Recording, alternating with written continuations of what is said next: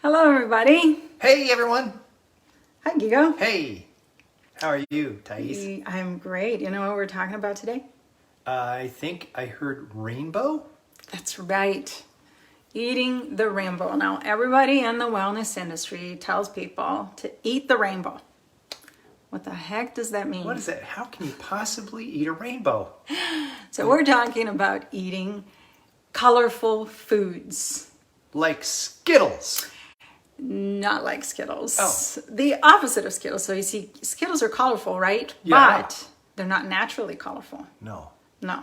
You know, they get added food coloring. So unfortunately, a lot of the kids that are targeting, a lot of the foods that are targeting kids that are processed tend to have a lot of food coloring, right? They're trying to make them fun and engaging and bright and appealing to kids. Well, the best foods that are also bright and fun and engaging and appealing are fruits and vegetables. Oh, boy. Lots of fun vegetables that are bright purple, bright green, bright red. Have you ever seen a purple cauliflower? I think there was one in the fridge, in the drawer, right next to me. Yeah. Once. So those are foods that are really fun and that we can definitely, get excited to eat as adults and then help our kids get excited to eat so that they can get all the benefit from these foods. So why does it matter? These colorful foods, naturally colorful fruits and vegetables, provide phytonutrients. So phyto is plant, phytonutrients, nutrients from plants that helps us stay healthy and youthful and strong and increase our immunity, right? And in the blue zones, we see that a lot of the longevity is coming in because people eat huge amount of vegetables. And in the US, we have this health crisis, right, that's getting worse and worse every year, and only 9% of Americans are eating the recommended minimum amount of vegetables. What? It's just 2.5 cups, fruits and vegetables combined, and only 9% of people are reaching that goal. And I'm even here to say the goal should be 5 cups. It should be 9 to 11 servings of vegetables and fruits.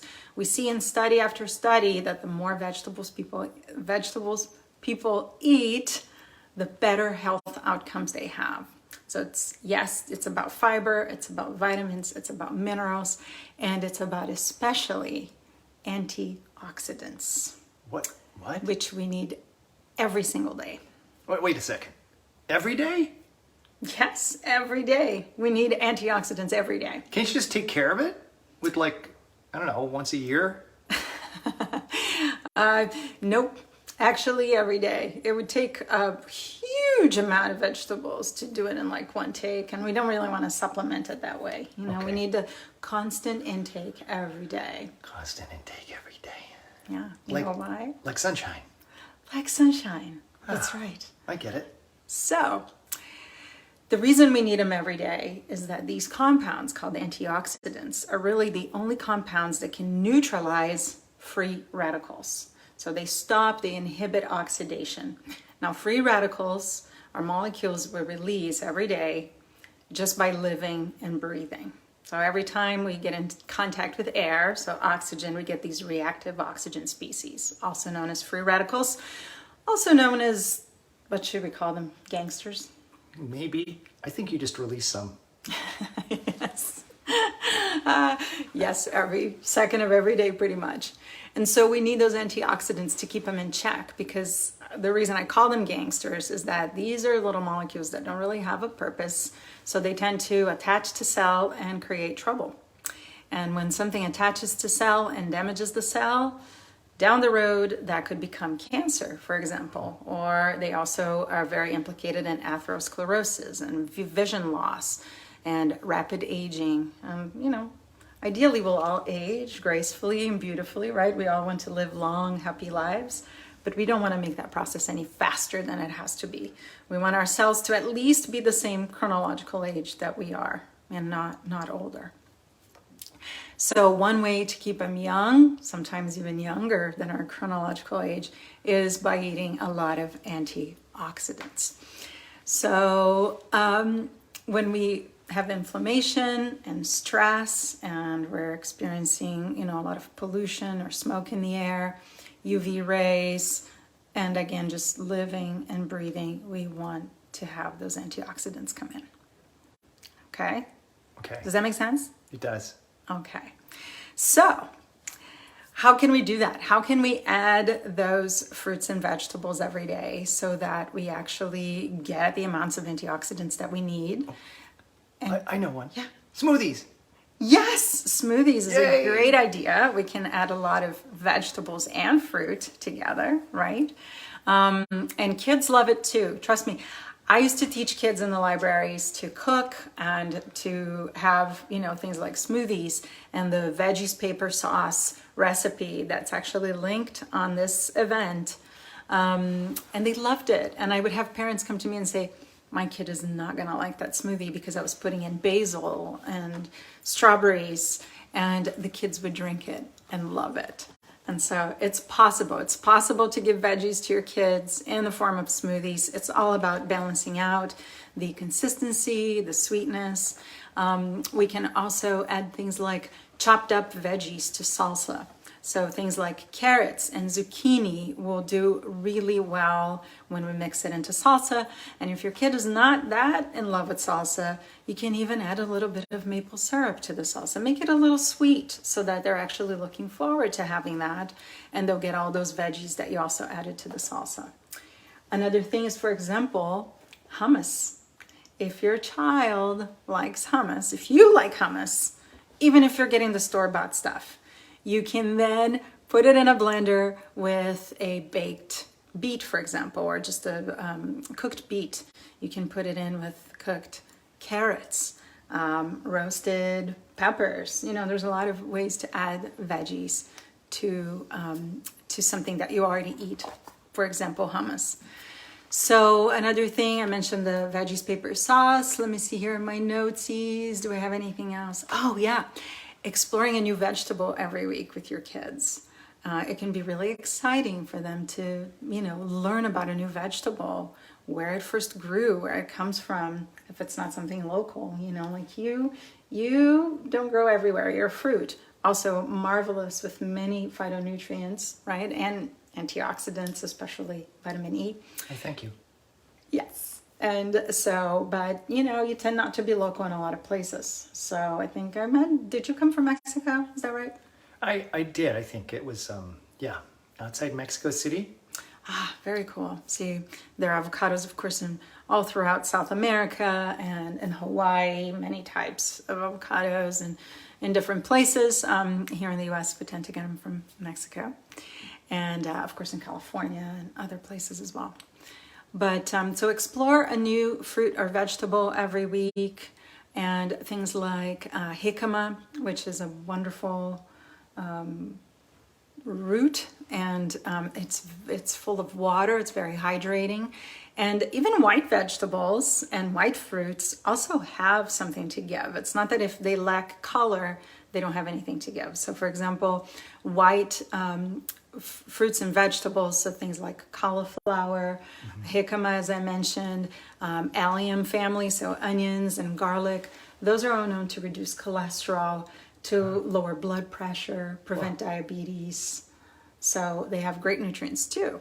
Amazing. The red stuff that's rich in lycopene and some other phytonutrients, so things like tomatoes, strawberries, red peppers, those are great for the salad. Yes. And what part of the body does a strawberry resemble to you? A human body, that is. Is it a heart? That's right, a heart. And even tomatoes too, especially when you open a tomato, you can see inside. Oh. And it also is good for lungs, but for the whole cardiovascular system, those red ones are amazing for that and for immunity. So what am I good for? So all the green veggies and green fruits are great for better vision. Mm-hmm. Yeah. Yeah. For also circulation, cardiovascular system. Oh, nice. And for immunity. So the orange ones that are full of beta carotene, so things like carrots, are also great for vision. They have all the precursors to vitamin A, and then we need some fats to make that chemistry all work in the body. Fats like you. Yummy. So eat your carrots with avocado, maybe make some guac, mix more veggies into guac, lots of cilantro, herbs. That can be really helpful. And you're also great for skin, so skin health. A lot of greens, and then also the orange vegetables are great for our skin. Don't let my skin fool you. And then the purple ones, so blueberries, purple cabbage, purple cauliflower, daikon radishes, those are great for anti-aging properties. So they help keep us young, and they protect against cancer, and they also boost our mood and our brain health. So even talking about this with your kids, talking about what certain vegetables are good for, cut a carrot in half. Show them the inside of the carrot. It looks like an eye. And it's amazing that in nature, something like a carrot is actually amazing for our eyes. And something like you, look at you with your beautiful pit, it makes me think of a pregnant belly.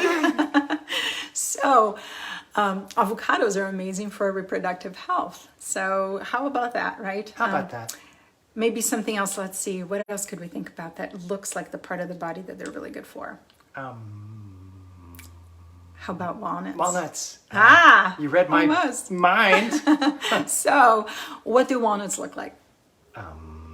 Brain. Yes, and they are great for the brain and the mind. Brain. So there's a lot that we can do here for plant-based Brain. plant-based brain.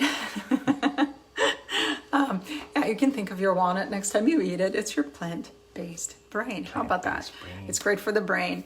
And then again, adding fruits and vegetables, having at least one of those with each meal, and making sure to add them to sauces. Make lots of pestos, for example, and put that on everything. Eggs in the morning with some greens inside an omelet. With avo. With avocado. Oh, yes. All of these are ways that you can boost your health, boost your kids' health, and eat the rainbow. And if you need a little more incentive, you could start a little whiteboard, or you could just do this on regular paper and have your kids fill in for each day of the week.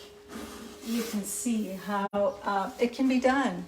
And it's a really fun way to keep track of how many colors they're eating every day. And you could have a target. Maybe you can have, at least one thing of every color, or have some boosters. Keep track of what you're doing on a weekly basis.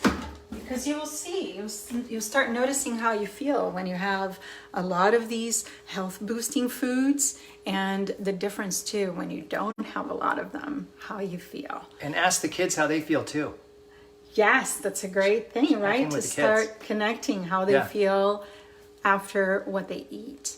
And I know that sometimes we can get in a rut, especially when kids are having a phase of just kind of enjoying white foods, right? And a lot of those tend to be the carb heavy foods and starches. And so we just, as parents, have to get creative on adding those vegetables and talking to them about why they should eat those vegetables, because it's our role to really set the foundation for their life and do the most we can to help them prevent chronic illness in the future. So many of the things that are ailing us now as a nation, as a world, are preventable conditions that we can address with diet and lifestyle. So if this helped, if you like what you see here, please like the video, post a comment, send us questions. We want to stay in conversation with you and continue to address everything about food and wellness with you. Yeah? So share the video too. Share it. And next time, guac talk? Are we going to do guac talk next time? Guac talk. Yeah. I like that. I think we can do that. Let us put a comment. Let us know. What do you think? Should it be called Wellness Wednesdays or Guac Talk? We'll see. We can I do think a maybe poll. just an episode. I don't want to, take over. Okay. I'm a side dish. Guac Talk. Guac talk? Everything that goes with guac. Yeah. How many things do you think we can figure out? Guacs and sauces. All right. That's a good one. Let's do Guac Talk, and we'll talk about a lot of sauces that will boost those veggies in every meal.